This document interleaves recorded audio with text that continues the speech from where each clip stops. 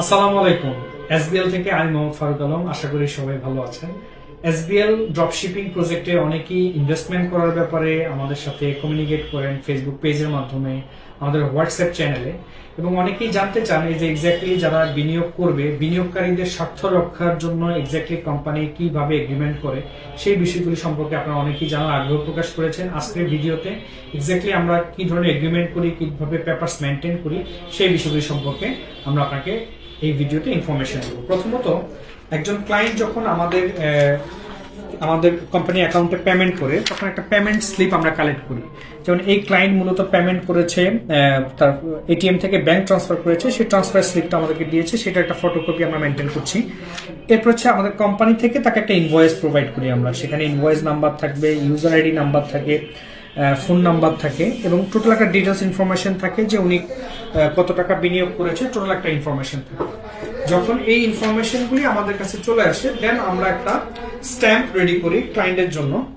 এখানে আমরা কিছু সেন্সিটিভ ইনফরমেশন হাইড করে দিচ্ছি আমাদের ইনভেস্টরের সিকিউরিটি রক্ষার্থে।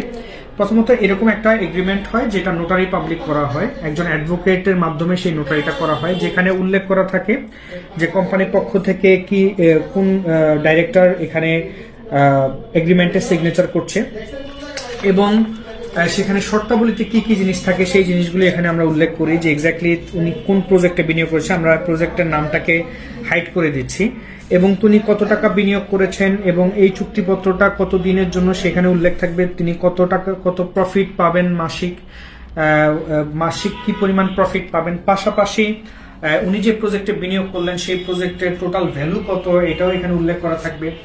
প্লাস এখানে একজন ইউজারের আপনার ইউজার আইডি, কত নাম্বার ইউজার আইডি তার আমাদের সিস্টেমে ইউজার আইডি, ইনভয়েস নাম্বার কত থাকবে, ব্যাংক রিসিপ্ট নাম্বার কত টাকা তিনি বিনিয়োগ করলেন, চুক্তিপত্রের মেয়াদ এক্স্যাক্টলি কতদিন থাকবে সেটা উল্লেখ করা থাকবে। চুক্তিপত্রের প্রথম বছরের মধ্যে চুক্তিপত্র যদি বাতিল হয় সেক্ষেত্রে মূলধনের টাকা রিটার্ন হবে এবং 3 মাসের আগে নোটিশ করতে হবে। সেই সম্পূর্ণ বিষয়টি একটি 300 টাকা স্ট্যাম্পে এগ্রিমেন্ট করার মাধ্যমে টোটাল বিনিয়োগের প্রসেসটা সম্পন্ন হয়।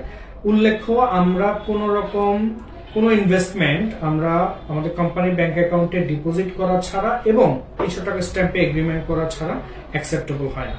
ধন্যবাদ সবাইকে। আসসালামু আলাইকুম।